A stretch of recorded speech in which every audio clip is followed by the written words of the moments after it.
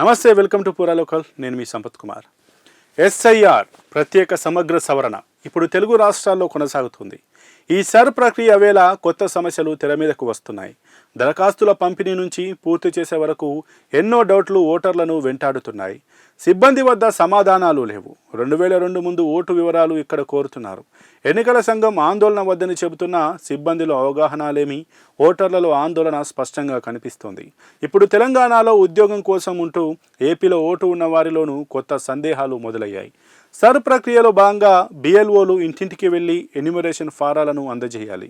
EC మార్గదర్శకాల మేరకు బిఎల్ఓలు ప్రతి ఇంటిని కనీసం 3 సార్లు సందర్శించాలి. ప్రతి ఓటరుకు 2 ఎన్యూమరేషన్ ఫారాలను అందిస్తారు. ఆ ఫారాలను ఎలా నింపాలో వారు వివరంగా చెబుతారు. బిఎల్ఓలు ఇచ్చిన 2 ఫారాలను నింపిన తర్వాత ఒకటి వారు తీసుకొని రెండో ఫారాన్ని రసీదుగా మనకు అందజేస్తారు.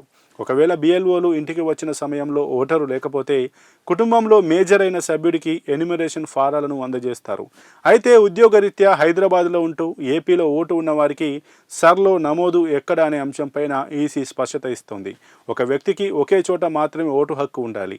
హైదరాబాద్లో ఓటు నమోదు చేసుకోవాలంటే ముందుగా ఏపీలో ఓటును రద్దు చేసుకోవాలని స్పష్టం చేస్తున్నారు. కాగా తెలంగాణలో ప్రస్తుతం నివసిస్తున్న చిరునామా ఆధారంగా ఫారం 6 లేదా అవసరమైన దరఖాస్తు ప్రక్రియ ద్వారా కొత్తగా ఓటు నమోదు చేసుకోవచ్చు. ఇప్పటికే తెలంగాణలో ఓటు ఉండి చిరునామా మాత్రమే మారితే ఫారం 7 ద్వారా అడ్రస్ మార్పు చేసుకోవాలి. ఏపీలో ఓటరుగా ఉండి ఇక్కడ సర్లో పేరు నమోదు చేసుకోవటానికి సాధ్యం కాదని స్పష్టత ఇస్తున్నారు.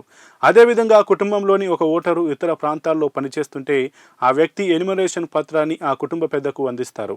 ఓటరు తరపున ఆ ఇంటి పెద్ద ఎన్యూమరేషన్ ఫారాన్ని నింపి సంతకం చేసి బిఎల్ఓకు అందించాలి. ఒకవేళ ఓటరు విదేశాల్లో ఉంటే ఆ వ్యక్తి వివరాలు ఆ కుటుంబం పెద్ద ఎన్యూమరేషన్ ఫామ్లో నింపి సంతకం చేయొచ్చు. ఇక సర్ ప్రక్రియలో ఆధార్ కార్డు తప్పనిసరి కాదని ఈసీ తేల్చి చెప్పింది. అదేవిధంగా సర్ ప్రక్రియ తర్వాత కొత్తగా నమోదు చేసుకున్న వారికి ఓటు కల్పిస్తామని వెల్లడించింది. మరిన్ని అప్డేట్స్ కోసం చూసి ఉండండి పూరా లోకల్.